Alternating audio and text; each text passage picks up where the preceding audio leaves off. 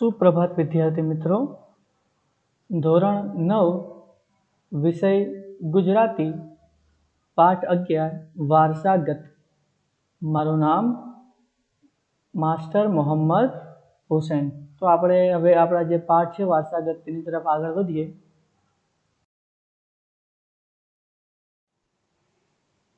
તો વિદ્યાર્થી મિત્રો આપણે આપણા પાઠ તરફ આવીએ। પાઠ 11 વારસાગત।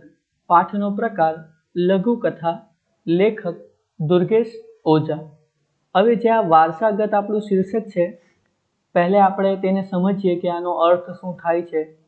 તો વારસાગત એટલે વંશ પરંપરામાંથી ઉતરેલું કે વારસામાં મળેલું। જો વિદ્યાર્થી મિત્રો હવે આપણને પણ આપણા માતા પિતા દાદા દાદી જે કંઈ પણ હોય છે વડીલો ઘરની અંદર, તેના તરફથી કંઈક ને કંઈક વારસામાં મળે છે। ધારો કે કોઈકને જે સારી એવી જાયદાદ કે પૈસા મળશે વારસામાં, તો કોઈક એવું હોય છે જેને પિતાને અંદરથી જે ગુણ હોય છે પિતામાં, તે જ તેના દીકરામાં પણ આવે છે, તેને પણ આપણે વારસાગત જ કહીએ છીએ, કારણ કે એ ગુણ છે આપણી અંદર માતા પિતાના। એવી ઘણી બધી વસ્તુઓ હોય છે, શરીરનો આકાર પણ મળી શકે છે, પછી તમારી જે ચામડીનો રંગ છે તે પણ તમારા માતા પિતા તરફથી તમને મળી શકે છે। તો આ બધું વંશ પરંપરાથી ચાલતું આવે છે, જે આપણા વડીલો તરફથી આપણને મળે તેને આપણે વારસાગત કહીએ છીએ અથવા કહી શકીએ છીએ। એમ તો આની જે વ્યાખ્યા છે તે ઘણી મોટી છે, પરંતુ જો અત્યારે આપણે સમજવું હોય તો આ વારસાગત એટલે કે આપણા જે વડીલો છે તેમનામાંથી જે કંઈ આપણને મળે છે, ગુણ હોય કે પૈસા હોય કે જે કંઈ પણ હોય, તેને આપણે વારસાગત કહીશું। હવે જે આપણા લેખક છે દુર્ગેશ ઓઝા, તેમનો એક ફોટો આપણે જોઈશું કે તે કેવા દેખાય છે। તો તમારી સમક્ષ વિદ્યાર્થી મિત્રો અત્યારે ચિત્ર છે, આમનું નામ છે દુર્ગેશ ઓઝા। હવે આપણે તેમનું જે પરિચય છે તે મેળવીએ। લેખક પરિચય। જન્મ 6/3/1965। દુર્ગેશ ભાસ્કરરાય ઓઝાનું જન્મ સ્થળ પોરબંદર છે। સિન્ડિકેટ બેંક પોરબંદરમાં કાર્યરત છે। વિવિધ સામાયિકો અને વર્તમાનપત્રોમાં તેમના લેખો પ્રકાશિત થયેલ છે। અક્ષત તેમનો લઘુકથા સંગ્રહ છે। ખેલ વાર્તા સંગ્રહ પ્રકાશિત થયેલો છે।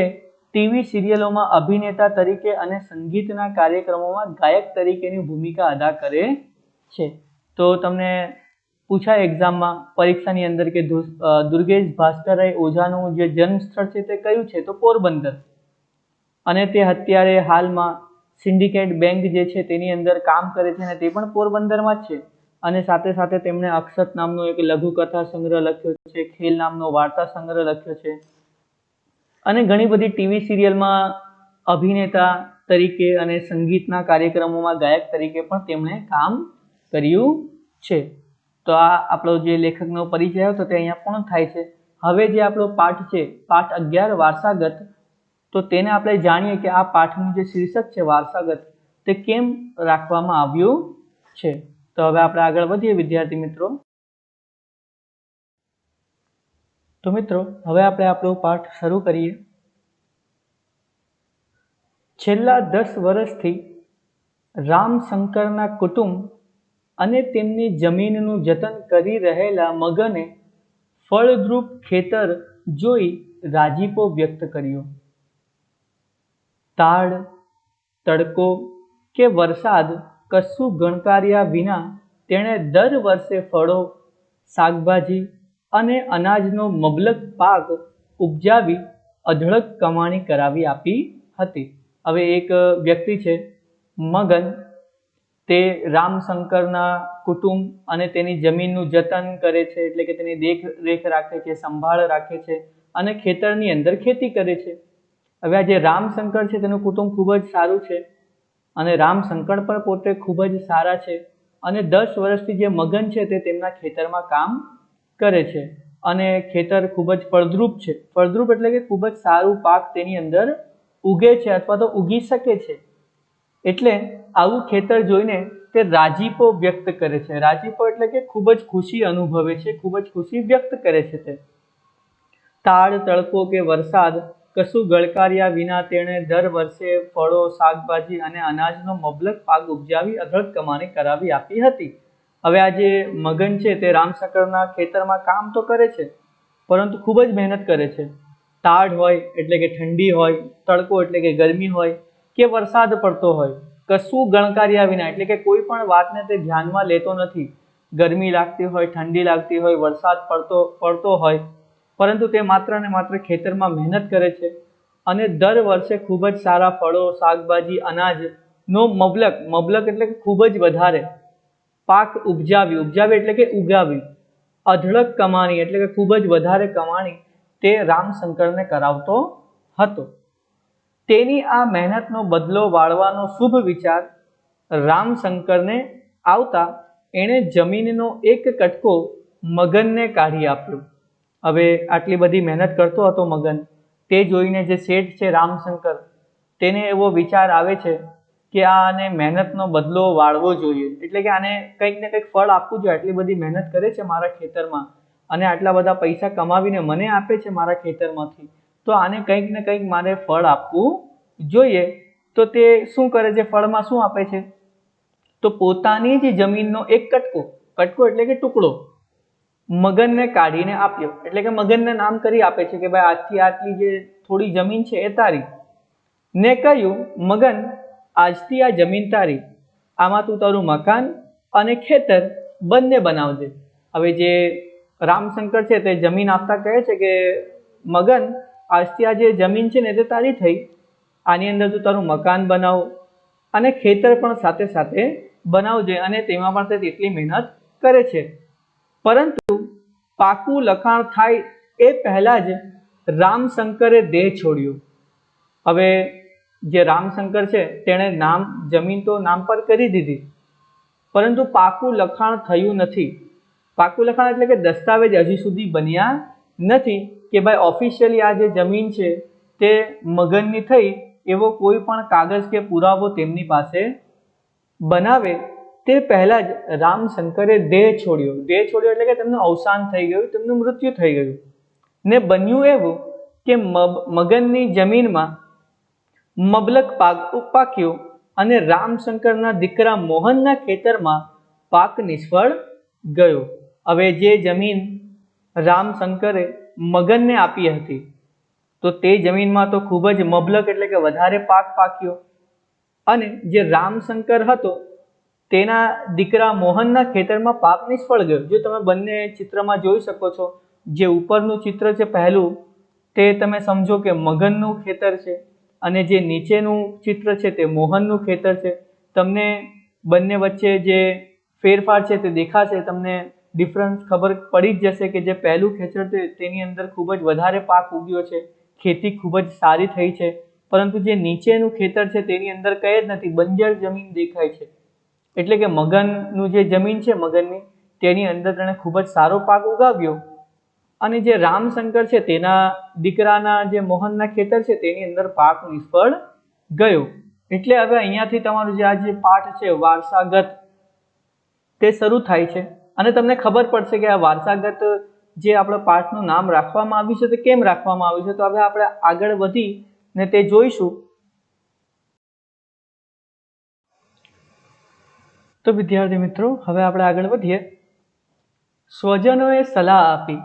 સ્વજનો એટલે કે તેના જ પરિવારના જે જનો હતા, જે માણસો હતા, તે મોહનને સલાહ આપે છે કે તારે બાપે આ જમીન મગનને આપી એ સાચું, પણ એનો પુરાવો ક્યાં છે? પુરાવો એટલે આપણે પહેલે જ વાત કરી કે દસ્તાવેજ જેને આપણે કહીએ છીએ, તો તે તો નથી, કેમ કે પિતાજીનું અવસાન થઈ ગયું હતું. જ્યારે તે દસ્તાવેજ બનાવવાના હતા એના પહેલે જ તેનું તો અવસાન થઈ ગયું. તો બધા સ્વજનો તેને સલાહ આપે છે કે જે પેલું મગનનું ખેતર છે તેમાં તો ખૂબ જ સારો પાક ઉગ્યો છે, અને તારો ખેતર તો નિષ્ફળ ગયો. તો એક કામ કર, એનું જે ખેતર છે તે પણ આપણે લઈ લઈએ. કેમ? કારણ કે એ તો તારી જ જમીન છે, એ તો મગનને આપી એ બરાબર, તો આપણે ચીટિંગ કરીને એના પાસેથી આ જે આપણું ખેતર છે તે લઈ લઈએ, કારણ કે એની પાસે શું નથી? પુરાવો, દસ્તાવેજ નથી. અને બધા મગનને સમજાવે છે કે વ્યવહારુ બન, માખો આકડે માખો વગરનું મધ છે. જો તમારી બાજુમાં તમને ચિત્ર દેખાશે તો તેમાં આવી જ રીતે બધા તેને સમજાવે છે મોહનને કે એની પાસે કોઈ પુરાવો નથી કે જમીન એની છે, તો આપણે એની જમીન લઈ લઈએ. અને કહે છે કે વ્યવહારુ બન. વ્યવહારુ એટલે કે થોડી સમજદારી લાવો. દુનિયાદારી, સંબંધ, કામકાજ, લેવડ દેવડ, આ બધામાં તું થોડોક સારો બન, નિપુણ બન. અને પછી આગળ કહે છે કે આકડે માખો વગરનું મધ છે. આનો અર્થ ખૂબ જ લાંબો છે, તો આપણે એને એકદમ સારી રીતે સમજીએ કે ધારો કે તમે કોઈક જે મધુમક્ખીનો જે છત્તો હોય છે તેની અંદર મધ બને છે. જો ત્યાં મધુમક્ખી હાજર હોય અને તમે મધ લેવા જાઓ તો થઈ શકે છે તમને નુકસાન થાય, તમારા હાથમાં તે કરડી લે કે તમારા ફેસ પર, કે આવું થઈ શકે, નુકસાન તમારી સાથે થઈ શકે છે. પણ જો ત્યાં માખો જ ન હોય તો આપણે ખૂબ જ સરળતાથી ત્યાંથી મધ લઈ શકીએ છીએ. એટલે જ કહે છે કે આકડે માખો વગરનું, વગરનું એટલે કે ત્યાં માખો નથી, મધ છે. એટલે મોહન છે, મોહનનું ખેતર છે, પરંતુ ખેતરના શું નથી? દસ્તાવેજ નથી, તો આપણે તેનું ખેતર લઈ શકીએ છીએ. કેવી રીતે? જેવી રીતે ત્યાં માખો નથી એટલે આપણે મધ લઈ શકીએ, જો માખો હોય તો મધ લઈ શકાય નહીં. તો અહીંયા એવું જ કહે છે કે થોડું વ્યવહારુ બન, મોહન પાસે કોઈ દસ્તાવેજ નથી, કોઈ પુરાવા નથી, એટલે આપણે લઈ લઈશું તેની પાસેથી. 4-5 આગેવાનોની ત્યારે હાજરી હતી, પણ એને તો આપણે ફોડી લઈશું. કહે છે કે એ સમયે 4-5 લોકો ત્યાં હાજર હતા જ્યારે તારા પિતાજીએ કહ્યું કે મોહન આજથી આ જમીન તારી, પણ એને તો આપણે ફોડી લઈશું. ફોડી લઈશું એટલે કે તેની સાથે આપણે પતાવત કરી લઈશું, તે લોકોને સમજાવી દઈશું આપણે. જો આગળ શું થાય છે. મગન તો હરખભેર આવકારી રહ્યો. આવો આવો નાના શેઠ, તમારા પ્રતાપે ને તમારા બાપુની કૃપાથી આ મારી જમીનમાં સોનાનો ખેતર, સોનાનો સૂરજ ઉગ્યો છે. હવે જો બધા સ્વજનો મોહનને સમજાવે છે અને કહે છે કે આ જમીન તારી જ છે, ભલે એની પાસે તારા પિતાજીએ કરી દીધી હોય પરંતુ એની પાસે કોઈ દસ્તાવેજ નથી, તો મોહન પણ તેની વાતોમાં આવી જાય છે તેમને, અને ત્યાંથી તે નીકળે છે અને સીધો કોના ઘરે પહોંચે છે? તો મગનના ઘરે. હવે મગનને આ વાતની કંઈક ખબર નથી, અને જેવો જ મગન મોહનને જોવે છે તો મોહનને આવકાર આપે છે, એટલે કે ઘરમાં તેનું સ્વાગત કરે છે અને કહે છે કે આવો આવો નાના શેઠ, તમારા પ્રતાપે એટલે કે તમારા જ કારણે ને તમારા બાપુની કૃપાથી. બાપુએ શું કૃપા કરી હતી? તો બાપુએ, રામશંકર બાપુ જે હતા તેમણે શું કૃપા કરી કે જે જમીન હતી તેનો થોડોક ટુકડો કોને આપી દીધો? મગનને. એટલે કહે છે કે તમારા પ્રતાપે અને તમારા બાપુની કૃપાથી આ મારી જમીનમાં સોનાનો સૂરજ ઉગ્યો છે. એટલે કે આપણે આગળ એક ફોટો જોયો હતો, ચિત્ર, જેની અંદર ખૂબ જ સારું પાક ઉગેલું ખેતર દેખાય છે. કહે છે કે આ મારી જમીન છે ને તેની અંદર સોનાનો સૂરજ ઉગ્યો છે, એટલે કે ખૂબ જ સારો પાક ઉગ્યો છે, હું આજે ખૂબ જ ખુશ છું. તો જોવા આગળ મોહન શું કહે છે તેને, મારી જમીન, એમ આ જમીન તારી છે, એનો કોઈ આધાર, કોઈ લખાણ છે તારી પાસે? હવે આપણે આગળ જોયું કે મગન કહે છે કે આ મારી જમીનમાં સોનાનો સૂરજ ઉગ્યો છે. તો મોહન કહે છે તારી જમીન? કોણે કીધું કે આ જમીન તારી છે? આ જમીન તારી છે એનો કોઈ આધાર, આધાર એટલે કે લખાણ, કોઈ પુરાવો કંઈક છે તારી પાસે? દસ્તાવેજ છે તારી પાસે? રામશંકર બાપાના બોલ એ જ મારે મન ભગવાનનો. કહે છે કે ભાઈ, મગન કહે છે કે મારી પાસે કોઈ લખાણ નથી, પરંતુ રામશંકર બાપાના બોલ એટલે કે તેમને કહ્યું એટલે મારા માટે તો તે ભગવાને કહ્યું એ સમાન છે. હવે રામશંકર બાપાએ કીધું કે આ જમીન મગનની, એટલે હું એવું વિચારું છું કે આ જમીન મને ભગવાને પ્રદાન કરી છે અથવા તો ભગવાને આપી છે.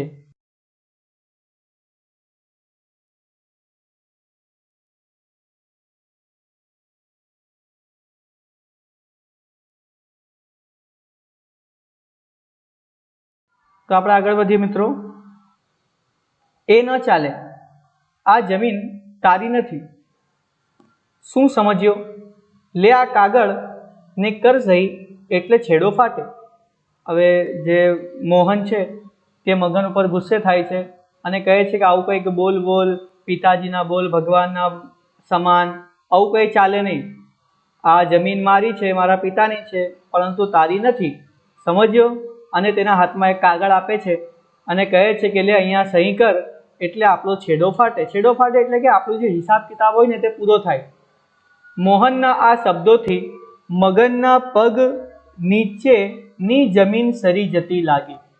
હવે આપણે પહેલા તો એક અર્થ સમજી જવું જોઈએ કે પગ નીચેની જમીન સરી જતી લાગી, એટલે કે ખૂબ જ આઘાત લાગે છે, તેને દુઃખ લાગે છે કે જે મોહન શબ્દો કહે છે તે શબ્દોથી, હવે શબ્દો કયા કહે છે તો ભાઈ જમીન તારી નથી, આ કાગળ લે, સહી કર, એટલે કે છેડો ફાટે, એ કંઈ ન ચાલે, આવા બધા શબ્દોથી જે છે મગન છે તેને આઘાત લાગે છે, તેને દુઃખ લાગે છે કે આવું કેમ કહે છે મોહન. દોસ્ત સમી જમીન, જમીન દોસ્ત થતી લાગી. જો અહીંયા ખૂબ જ સરસ લેખકે શબ્દો મૂક્યા છે કે જે જમીન દોસ્ત જેવી હતી, દોસ્ત જેવી એટલે કે મિત્ર જેવી હતી, તે જ જમીન આજે જમીન દોસ્ત થતી લાગી. જમીન દોસ્ત થવી એટલે કે નાશ થઈ જવી, પૂરી થઈ જવી, ખતમ થઈ જવી, વિનાશ થઈ જવો તેનો, એવું આજે તેને લાગી રહ્યું હતું. કારણ કે એ જમીન જે નાનો ટુકડો રામશંકર આપ્યો હતો તે જમીનને જે આપણો મગન છે તેણે ખૂબ જ સારી રીતે તેની અંદર ખેતી કરી હતી, તેને દોસ્તની જેમ રાખી હતી તે જમીનને. પરંતુ આજે જ્યારે મોહન આવ્યો ઘરે કે આ જમીન તારી નથી, તો એવું લાગ્યું તેને કે આ જે દોસ્ત જેવી જમીન છે તે આજે નાશ થઈ રહી છે. મગને ધ્રુજતા હાથે સહી કરી. હવે મગને તો સહી કરવી પડે કારણ કે તે એટલું વધારે વિચારતો નથી. મોહને કાગળ આંચકી લીધો અને જેવો જ મગન સહી કરે છે કાગળની ઉપર, તેવું જ જે મોહન છે તે તેના હાથમાંથી જે દસ્તાવેજ કાગળ હોય છે જેની ઉપર તે સહી કરે છે તે ખેંચી લે છે અને સ્વજનો અટ્ટહાસ્ય કરી રહ્યા. અને જે બીજા બધા સ્વજનો છે તે હસે છે, જોર જોરથી હસવું. અટ્ટહાસ્ય એટલે કે રાવણ હસી આપણે કહીએ છીએ, પરંતુ એને સાદા શબ્દોમાં કહીએ તો અટ્ટહાસ્ય એટલે કે જોર જોરથી હસવું. મોહન બોલી ઉઠ્યો, હવે કામ પૂરું, હવે તારી પાસે કોઈ સાબિતી નહીં માંગે. મોહન કહે છે કે હવે આપણું કામ પૂરું, હવે મગન આજથી તારી પાસે કોઈ પણ સાબિતી નહીં માંગે. સાબિતી એટલે કે પ્રૂફ નહીં માંગે કે આ જમીન કોની છે, તારી છે કે રામશંકરની છે કે મોહનની છે. આજે બધું ક્લિયર થઈ ગયું. હવે આજ પછી તારી પાસે કોઈ પણ સાબિતી, પ્રૂફ નહીં માંગે કે આ જમીન કોની છે. અને પછી મોહન કહે છે કે મૂર્ખ, આજથી આ જમીન કાયદેસરની તારી થઈ ગઈ. કાયદેસરની એટલે કે લીગલી. હવે કેવી રીતે થઈ તો લે સાચવ આ તારો દસ્તાવેજ. હવે આ દસ્તાવેજ કયા છે? જે જમીન રામશંકરે મગનને આપી હતી તે જમીનના છે. અને તે જમીનમાં આ જમીન કોના નામ પર થઈ ગઈ? સહી કરવાથી. કોણે સહી કરી? તો મગને. તો જમીન પણ કોની થઈ ગઈ? મગનની. એટલે કે જે મોહન છે તે ખૂબ જ સરસ કામ કરે છે અહીંયા અને કહે છે કે મૂર્ખ, આજથી આ જમીન તારી થઈ ગઈ, એટલે કે મગનની થઈ ગઈ. લે સાચવ આ તારો દસ્તાવેજ. સ્તબ્ધ સ્વજનોએ પ્રશ્ન સૂચક નજર માંડી એટલે મોહને મગનને ખભે હાથ રાખી કહ્યું કે હું રામશંકરનો દીકરો છું. જો આ વાક્યની ઉપરથી જ તમને જે આપણો આ જે લઘુકથા છે તેનું જે અર્થ છે તે ખબર પડી જશે કે વારસાગત આ જે લઘુકથા છે તેનું નામ કેમ મૂકવામાં આવ્યું. હવે બધા જ સ્તબ્ધ થઈ જાય છે, એટલે કે આશ્ચર્યચકિત થઈ જાય છે. બધા જ સ્વજનો મોહનને જોયા કરે છે કે વાત તો કંઈ બીજી થઈ હતી અને અહીંયા આવીને કંઈક બીજી વાત થઈ રહી છે. કેમ કે સ્વજનોએ તો સમજાવ્યું હતું કે મોહન આ જમીન તારી છે, લઈ લેવી જોઈએ, અને બધા એ જ સમજીને અહીંયા આવે છે કે ચાલો ચાલો આપણે મગન પાસેથી જમીન લઈ લઈશું. પરંતુ અહીંયા આવીને તો બધું જ ઊંધું થાય છે. મોહન એક કાગળ પર સાઈન કરાવે છે મગનની, અને એ સાઈન શેના ઉપર કરાવે છે? તો દસ્તાવેજ પર કરાવે છે. દસ્તાવેજ શેના હોય છે? તો મગનની જમીનના દસ્તાવેજ હોય છે. અને તેના અંદર શું લખ્યું હોય છે? તો કે ભાઈ આજથી આ જમીન કોની થઈ ગઈ? તો મગનની. અને પછી મોહન મગનના ખભે હાથ રાખીને કહ્યું કે હું રામશંકરનો દીકરો છું. હવે આ વાક્યને આપણે સમજીએ. આ વાક્યમાં જે મોહન છે ને તે કહેવા માંગે છે કે જે રીતે મારા પિતાજી દયાળુ છે ને, તો તેમના જ કેટલાક ગુણો મારી અંદર પણ છે. કેમ? કારણ કે હું પણ રામશંકરનો દીકરો છું. તો હવે તમને ક્લિયર થઈ જવું જોઈએ કે આપણો આ જે પાઠ છે તેનું વારસાગત નામ કેમ મૂકવામાં આવ્યું છે. તો આપણે એને એકદમ સરળ ભાષામાં કહી શકીએ છીએ કે રામશંકર પણ દયાળુ હતા. તેમણે પણ મગનની મદદ કરી, મગનને એક જમીનનો થોડો હિસ્સો આપ્યો, અને મોહને પણ એ જ કર્યું. રામશંકરનું તો અવસાન થઈ ગયું, મગનની પાસે જમીન હતી પણ કોઈ દસ્તાવેજ હતા નહીં. તો મોહને શું કર્યું?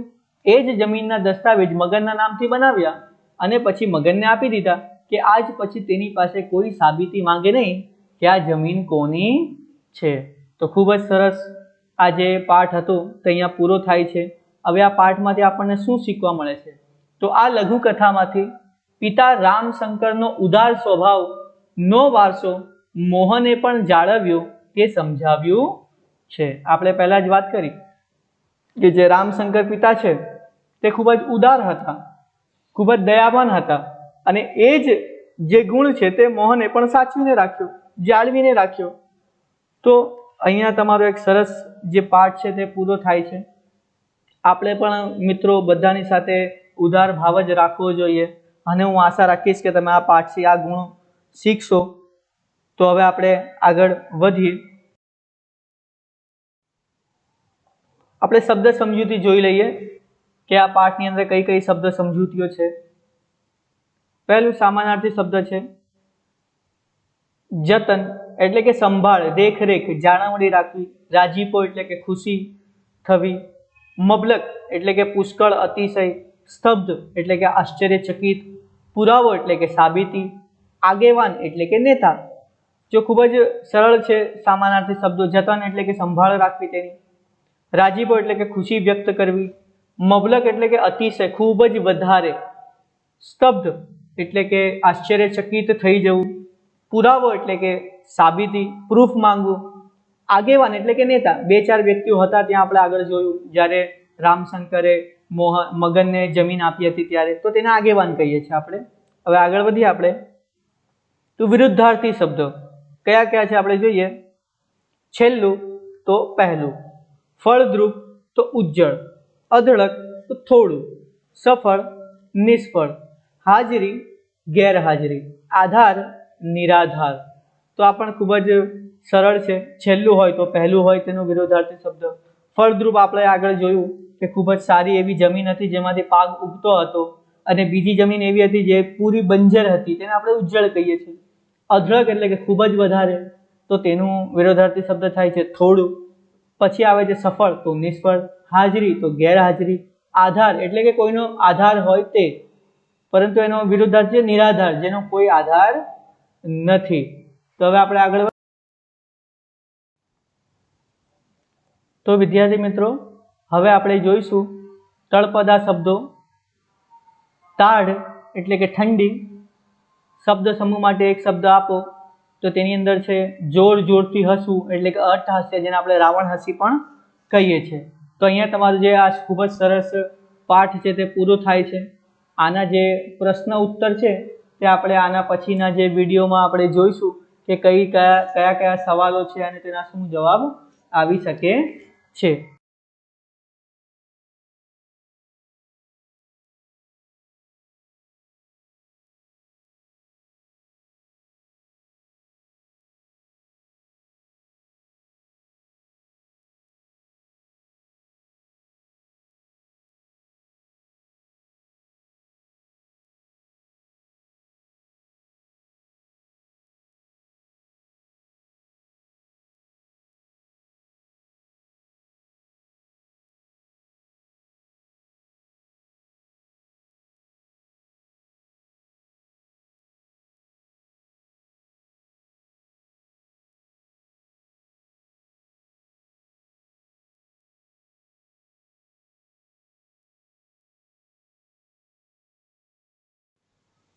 તો વિદ્યાર્થી મિત્રો હવે તમારે એક ગૃહ કાર્ય કરવાનું છે।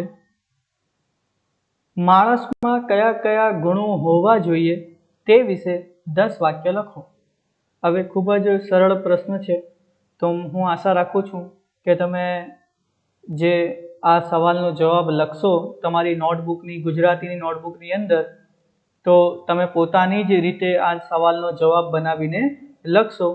કોઈ બીજાની સહાય લેવાની જરૂરત નથી, કારણ કે આપણે બધા જ માણસ છે તો આપણને ખબર હોવી જોઈએ કે મારી અંદર કયા કયા ગુણો હોવા જોઈએ જેથી હું માણસ દેખાઈ શકું। તો હવે આપણે આ જે પાઠ છે તેને આપણે પૂરું કરીશું અને જે મેં તમને ગૃહ કાર્ય આપ્યું છે તે પણ તમારે પૂર્ણ કરવાનું છે। અને જ્યારે આપણે બીજા વિડીયોમાં મળીશું ત્યારે આપણે આના પછીનું જે સ્વાધ્યાય છે તેને પણ આપણે જોઈશું. તમારા બધાનો ખૂબ ખૂબ આભાર.